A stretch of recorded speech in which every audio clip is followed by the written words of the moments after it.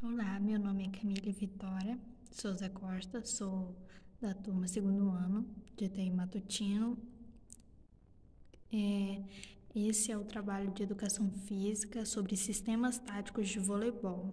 A professora que ensina essa matéria é a Celina Kenia. Os sistemas táticos do voleibol são baseados nas posições do voleibol, que são as seguintes. A posição número 1 chama-se defesa da direita e é a posição de saque. A posição número 2 chama-se saída de rede. A posição número 3 chama-se meio de rede. A posição número 4 chama-se entrada de rede. A posição número 5 chama-se defesa esquerda. A posição número 6 chama-se defesa central. As posições 4, 3 e 2 são de ataque, portanto, somente os jogadores que as ocupam podem atacar e bloquear dentro da zona de ataque. As posições 1, 6 e 5 são de defesa. Os jogadores que as ocupam não podem bloquear e só podem atacar se estiverem posicionados atrás da linha de ataque na zona de defesa. Os jogadores na linha de ataque, posições 2, 3 e 4, podem participar normalmente das jogadas de rede, ataque e bloqueio. O jogador de defesa, posições 5, 6 e 1, caso apoie os pés na zona de ataque, não poderá efetuar ataques com a bola, estando a uma altura superior à borda da rede.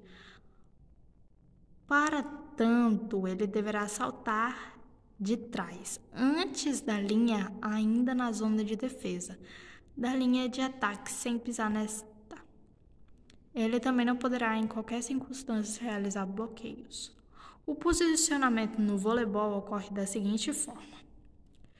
O jogador na posição número 1 deverá estar atrás do jogador da posição 2, à direita do jogador da posição 6. O jogador da posição 2 deverá se posicionar à frente do jogador da posição 1 e à direita do jogador da posição 3. O jogador da posição 3 deverá se posicionar entre as das posições 4 e 2 e à frente do jogador da posição 6.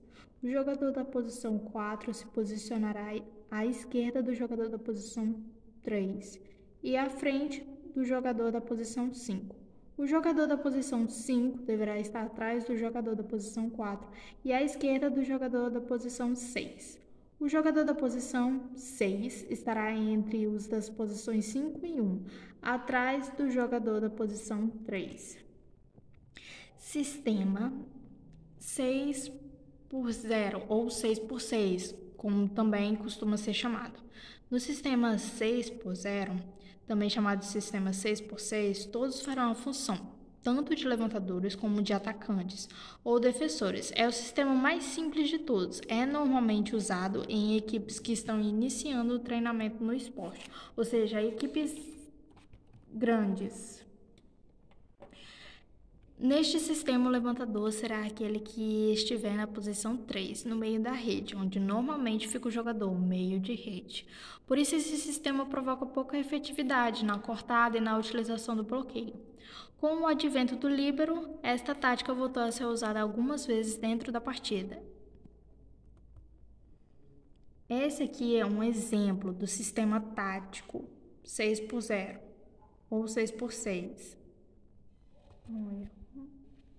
Sistema tático 3x3. No sistema 3x3, há 3 levantadores e 3 atacantes, posicionados de forma intercalada. Para a utilização desse sistema, tem que haver um entrosamento entre os atletas para que as jogadas sejam efetuadas com sucesso.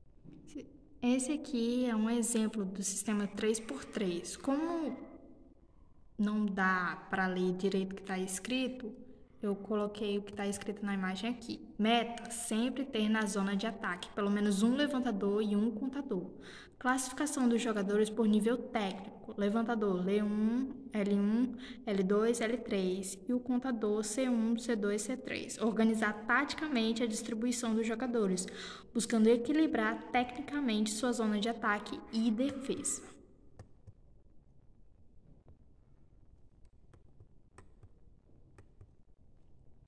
Sistema tático 4x2. O sistema 4x2 pode ser dividido entre o 4x2 simples e o 4x2 invertido, ou com infiltração. Sistema 4x2 simples.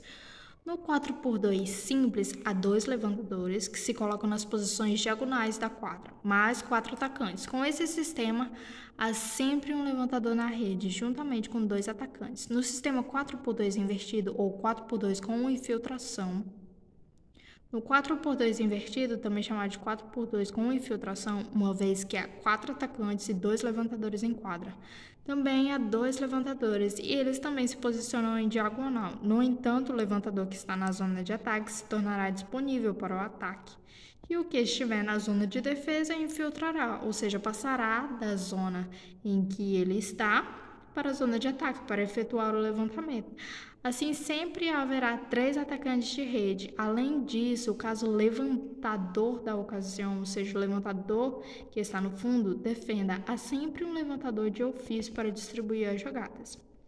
É considerado o melhor sistema tático do vôlei, pois sempre haverá 3 atacantes na rede, dificultando o bloqueio adversário. O time feminino de Cuba, por exemplo, foi tricampeão olímpico nos anos 90 aos anos 2000, utilizando esse sistema, porém ele exige que os levantadores sejam especialistas no ataque, o que dificulta a sua utilização. No sistema 4x2, ele é sempre usado, normalmente ele é sempre usado no saque do adversário, que no caso é para defender, né? Esse é um exemplo do sistema tático 4x2. Sistema 5x1 é o mais utilizado atualmente, por ter apenas um levantador. Ele atua quando está na zona de ataque, igual aos levantadores do sistema 4x2 simples, e quando está na zona de defesa, igual ao sistema 4x2 com infiltração, ou seja, quando ele está na rede, existem 2 opções de atacante para distribuir a jogada, quando ele está no fundo ou na zona de defesa. Há 3 opções de atacantes na rede. Inversão do 5x1. A inversão do 5x1 ocorre quando o levantador está na posição de ataque, posições 2, 3 ou 4. Assim, a rede está constituída de 2 atacantes e o levantador, o que diminui em 1 a opção em que o levantador tem para passar a bola. Desta forma, a fim de que se fique com 3 atacantes nas posições de ataque, o treinador substitui este levantador por um atacante, põe o levantador reserva no lugar de um jogador que esteja em uma posição de defesa. Com isso, o levantador fica no fundo e tem 3 opções de atacantes para fazer o levantamento. No sistema 5x1, ele atua quando está na zona de ataque, geralmente. Esse é um exemplo do sistema 5x1 no vôlei, do voleibol. E essa é a maquete do voleibol que foi pedido pela professora. Espero que tenham gostado.